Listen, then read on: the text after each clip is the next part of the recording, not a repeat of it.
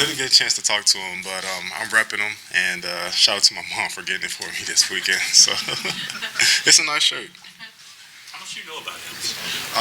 Don't know very much, actually. I know he's involved here in the university, and that's pretty much it. I should probably do my research on him. I should probably know that. There's a statue right out here if you want. Yeah. You know, I'm from North Carolina, so I just not a big Oklahoma history person. Jeremiah, how well is this offensive line playing right now? You know, we're doing pretty great. You know, those 5 guys and including myself a little bit, I guess you should say, we're getting better every week, and it's very noticeable. You know, from week 1, we were iffy, but just these past few weeks have been great, and more so on the dominant side rather than just getting the job done, if that makes sense. Where are those areas that you feel like y'all are getting better up there? Here, I'll give you one play.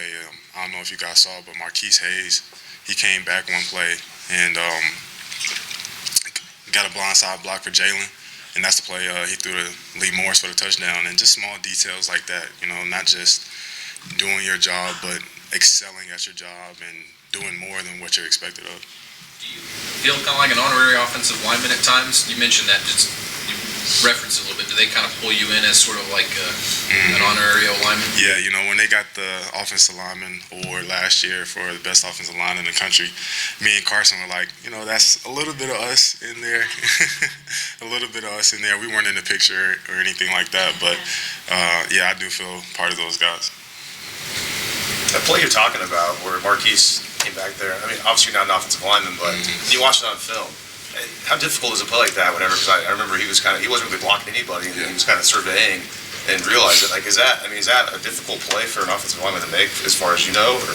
Yeah. You know, those guys weigh a lot more than I do, so that mobility to not only get across the quarterback's face, but avoid him, make the block, and as you said, it can be very difficult. So he did a good job, and those are the things I'm talking about as far as continuing to get better, continuing to improve, and dominate our opponents every week. Jeremiah, are you able to quantify from an offensive standpoint how much the defense is helping this year? The team cause, you know, they talk about playing complementary football. The offense supports the defense. You get a 3 and out, you go score, or you get a turnover and you go score. It's all about the energy that they bring. You know, we all feed off of one another. Defense, offense, and special teams we call we-fence. So that's the only time the offense and defense is together on the field. And whenever all 3 sides of the ball are executing, we feed off of one another, and knowing that we all have our back, not just the guys on offense, but if offense messes up, the defense go out there and get a 3 and out and so on and so forth. So that all comes in together, and we play off of that. Does it feel good to know that you guys don't have to score 50 points a game maybe this year? I mean, they've only given up whatever it is, 20 or less, like 5 times. I mean, that's pretty impressive. Well, I don't worry about us having to score so many points to make up for them.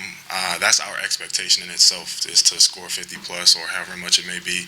And for them, it's not getting the job done enough to where we barely win. It's them getting a shutout. It's them not allowing any points in the second half. So that's how I approach it. Yeah, Kyler used to talk about leaning into the expectation of scoring. That's the expectation. Yeah, but you got to do it every possession last year.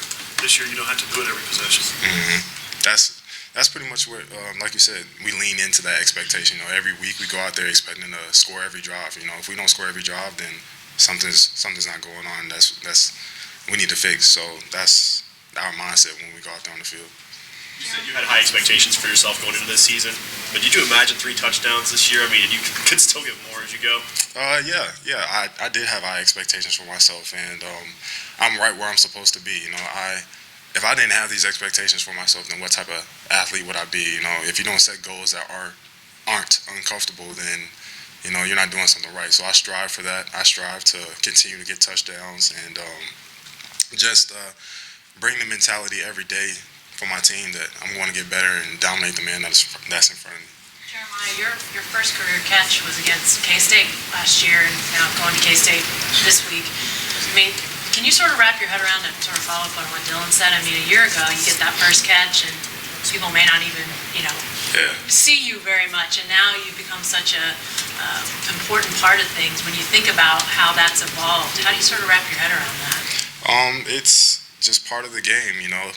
When you're here at the university, when you're in Coach Riley's offense, you're expected to get better. You're expected to bring something to the table. So I look back on last year, and I knew that I could do more. I knew I could bring more to the table, and I was expected to be that guy, you know, at the H-back position. So I had a lot to live up to. So like I was saying to him earlier, my expectations were high, and I'm glad my hard work and everything I've done behind the scenes has paid off. What did you work on most to get yourself to the point where, I mean, you're the guy getting the first touchdown of the season, and we've seen that continue to be a thing. Like, how did you get yourself to this point? It's attention to detail. It's not necessarily one thing that I do on the field. It's going to meals every day. It's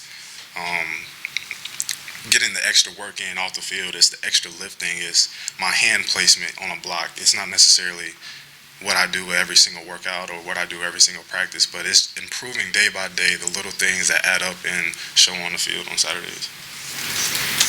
When you see Jalen, his stat line is 16 out of 17, and it's windy, and the one was a drop, and he's got a bad finger. I mean, how good can he get?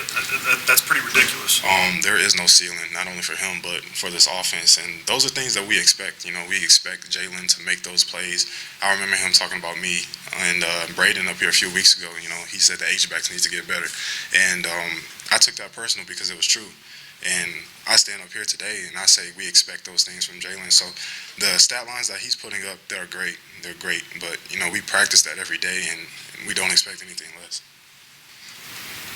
How important is it to have the same starters on the offensive line from the Texas game to last week and kind of the development of that group? Because, I mean, you're obviously asked to block quite a bit too.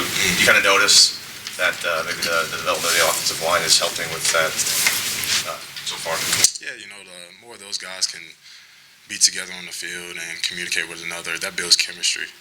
You know, no matter what it may be on and off the field, it's helped us a lot. And like I said before, I like to consider myself a part of that, just a little bit. But I'm glad those guys especially are getting better. Like, you can actually see those guys, like I talked about before, Marquise, just dominating, man. Just having fun out there and putting up 50 points. It's a good time. Jalen doesn't seem, to your mind, too concerned about anything like a Heisman poll this time of year. I'm not sure if he'll even care in December when it's time to vote on the thing. What about you? Are you interested in him winning an award like that? Does that reflect on the team if he does? You know, it's always nice. You know, I don't want to minimize the Heisman Trophy or what it stands for. That's definitely a great accomplishment in itself. But Coach Riley tells us all the time, when you're focused on the individual stuff, that's not really how it should be. When you're focused on the team stuff, the individual stuff will naturally come. So I know what he's focused on right now. I know where his mental focus in, and we're all locked in right now in Kansas State. So after the game Saturday, Jalen mentioned that the running backs, offensive line, and some of the running backs go out to eat. Are you involved in that? When they go out to eat once a week? Nah, but I need to hit up Jalen about that. You don't get the offensive line award, and you don't get the offensive line running back's dinner?